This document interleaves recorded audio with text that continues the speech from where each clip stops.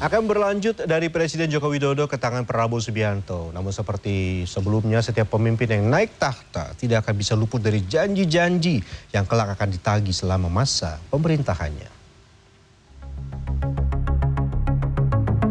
Sederet janji kampanye Presiden terpilih dan Wakil Presiden terpilih Prabowo Subianto dan Gibran Rakabuming Raka menanti untuk ditagih. Jika 10 tahun lalu, Presiden Joko Widodo menggaungkan sederet janjinya melalui nawacita, Prabowo Subianto hadir dengan program bernama 8 Program Hasil Terbaik Cepat yang terangkum dalam nama Misi Astacita. Mulai dari makan siang dan susu gratis, meningkatkan produktivitas pertanian, melanjutkan benefit kartu kesejahteraan, bantuan langsung tunai, pemeriksaan kesehatan gratis, perbaikan di bidang pendidikan, menaikkan gaji aparatur sipil negara, hingga membentuk badan penerimaan negara. Mahasiswa menilai janji-janji kampanye yang manis merupakan cara instan untuk menarik simpati dan emosi pemilih. Meski demikian, janji manis pemimpin terpilih kelak akan ditagih selama masa pemerintahannya berlangsung. Apakah janji tersebut realistis atau hanya bualan belaka? Dari awal sih saya lihat visi misinya itu belum terlalu jelas. Dan untuk merevisi, menurut saya juga terlalu banyak janji yang tidak terlalu masuk. Pertama itu makan siang gratis. Menurut saya itu juga tidak terlalu ada unsur urgensinya untuk dilakukan. Apalagi sekarang dipotong menjadi 7.500.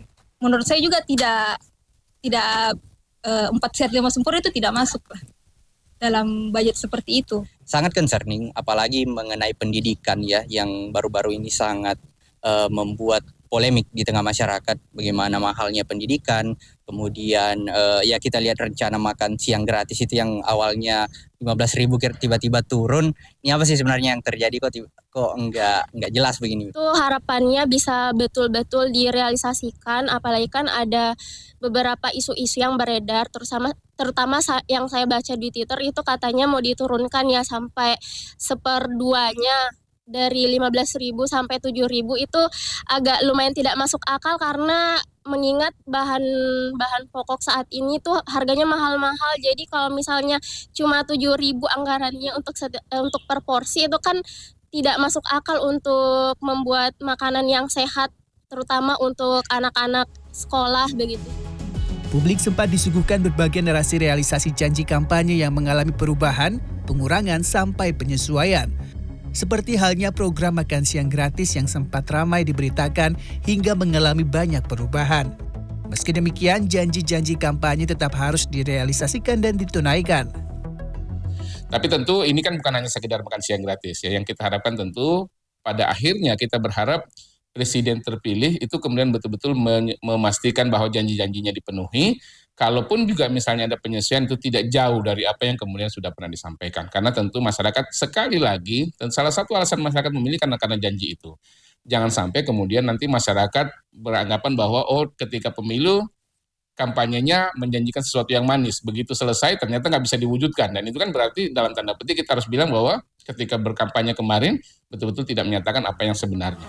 Sebagai Presiden terpilih, Prabowo Subianto dan Wakil Presiden terpilihnya Gibran Rakabuming Raka resmi akan dilantik 20 Oktober 2024 nanti. Publik menunggu dan menanti kinerja dua pemimpin negara ini untuk menunaikan janji politiknya, bukan sekadar permintaan maaf di setiap akhir masa jabatan dengan alasan keterbatasan banyak hal. Karena setiap janji adalah hutang yang harus dibayarkan. Raff Kahvi, Alwi Fauzi, Makassar.